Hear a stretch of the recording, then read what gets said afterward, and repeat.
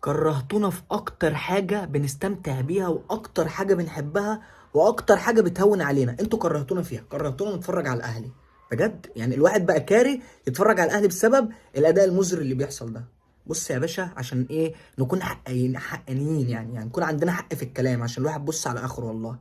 انتقدنا الاداره في ان هي ما جابتش صفقات وان هي ما عملتش واللي الكلام ده كله يا عم. انتقدنا وسلخناهم، حلو الكلام. لكن اللي بيحصل في الملعب ده ملوش علاقه بالاداره، ليه علاقه بالمدرب بره. تشكيل زي الزفت، توظيف لعيبه زي الزفت، انت مش قادر توظف اللعيبه صح، مش قادر ترص الرصه بتاعتك صح.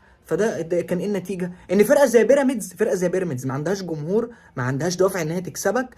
الكره بتاعتها مش هقول 70%، لا 50%. تمام. اتعادلت معاك ومطرود منها واحد. اقول لك حاجه، وده مش طرد. ما احنا هنتكلم بقى بالحق بقى، ما انا بقول لك خلينا حقانيين، الكره دي مش طرد، ما هي دي مش طرد، ده انذار عادي جدا.